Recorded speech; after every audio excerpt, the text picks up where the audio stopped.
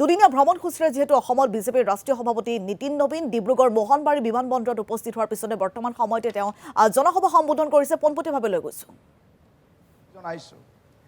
এয়া আসলতে কাৰ্যকৰ্তাৰ মহাকুম্ভ হৈছে আজি ডিব্ৰুগড়ত আৰু বিশেষভাৱে পৃষ্ঠা প্ৰমুখ যি আমাৰ দলত ৬০ গৰাকী ভোটাৰৰ বিপৰীতে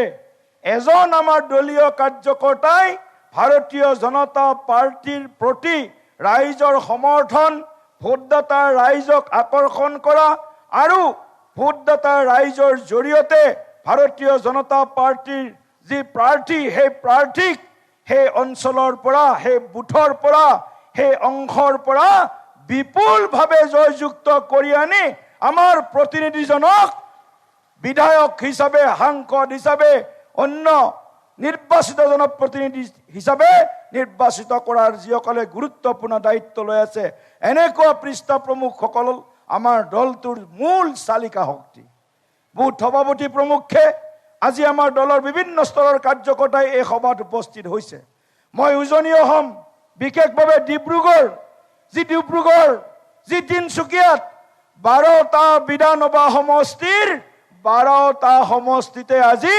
ভাৰতীয় জনতা পাৰ্টিৰ বিধায়ক আৰু সাংসদ আজি ৰাইজ আপোনালোকৰ আশীৰ্বাদ কষ্টত আজি নিৰ্বাচিত হৈ আছে গতিকে মই এই ডিব্ৰুগড় জিলাখনক লৈ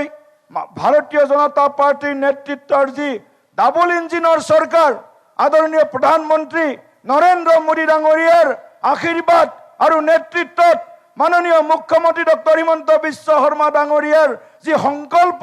যি সপোন যে সমগ্ৰ অসমখনক ভাৰতবৰ্ষৰ ভিতৰত এখন শ্ৰেষ্ঠ অসম বিকশিত অসম আৰু আত্মনিৰ্ভৰ অসম লগতে এখন সুৰক্ষিত অসম ৰূপে গঢ়ি তোলাত তেখেতৰ যি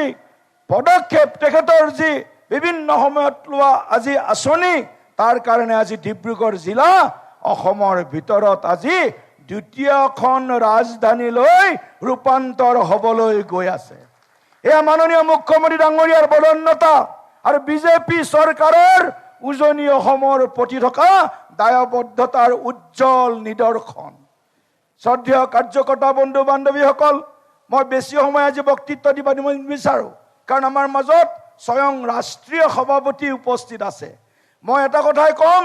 যে ভাৰতীয় জনতা পাৰ্টিয়ে সংকল্প লৈছে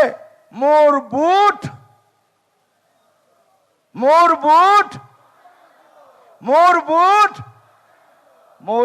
সকলোতকৈ মজবুত মেৰা বুথ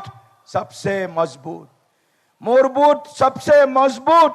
আৰু সংকল্প লৈছে কি লৈছে আকৌ এবাৰ